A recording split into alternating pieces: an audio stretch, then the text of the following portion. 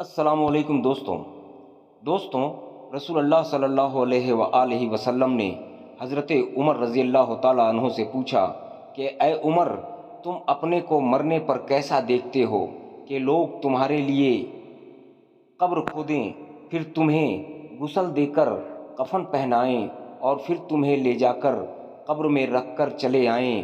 منکر نقیر بجلی کی طرح آنکھیں چمکاتے، بادل کی طرح گرجتے، بال زمین پر لٹکاتے اور اپنے لمبے لمبے دانتوں سے قبر کی مٹی ہٹاتے ہوئے آئیں اور وہ آ کر تمہیں جھنجھوڑے؟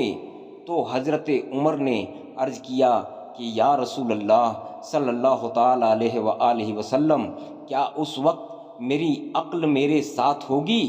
آپ نے فرمایا ہاں، عقل تمہارے ساتھ ہی ہوگی۔ تو حضرت عمر نے یہ عرض کیا کہ تو پھر مجھے کوئی خوف نہیں، میں جواب دے دوں گا۔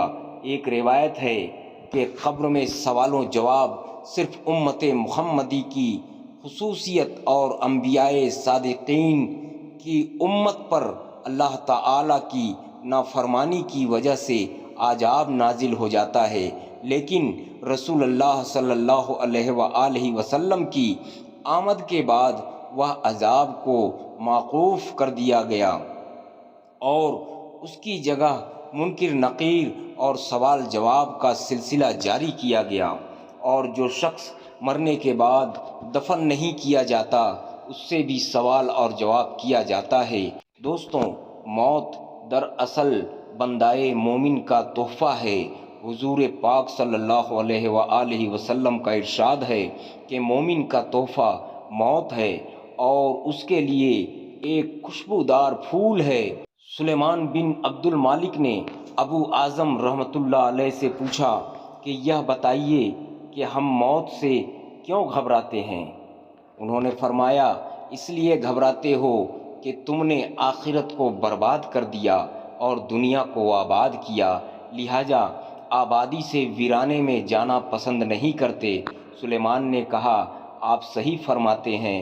جس شخص کو قبر کی زندگی پر یقین ہو اور اپنے نیک اعمال کے بدلے وہاں اچھے حال میں رہنے کی امید ہو اور یہ سمجھتا ہو کہ اس عالم سے دوست احباب کو چھوڑ کر چلا جاؤں گا، تو برزخ میں رشتہ دار اور جان پہچان والے مل جائیں گے، تو پھر موت سے کیوں گھبرائیں اور اس زندگی کو برزخ کی زندگی پر کیوں ترجیح دیں؟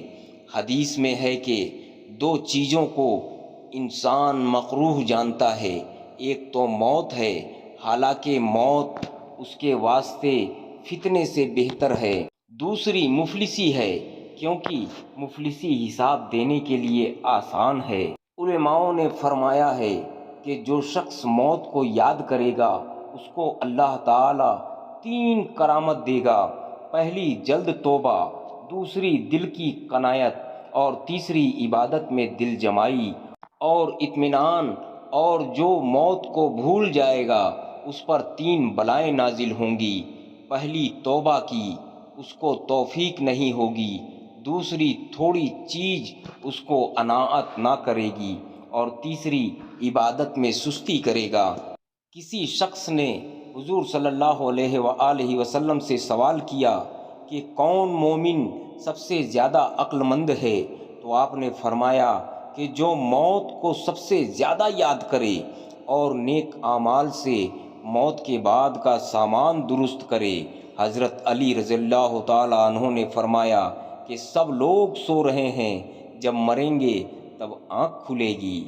دوستوں، موت اور عالم برزخ کی حقیقت تم پر واضح ہو چکی ہے۔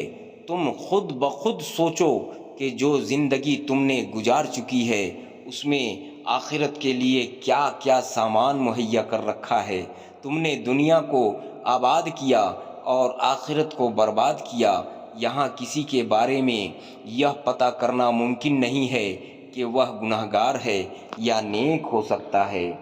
ہماری نظر میں صرف اس کی اچھائیاں اور برائیاں ہوں، لیکن نیکیاں بھی موجود ہو جو اس کی برائیوں کو دھونے والی ہو اور وہ ہماری نظر سے پوشیدہ ہو۔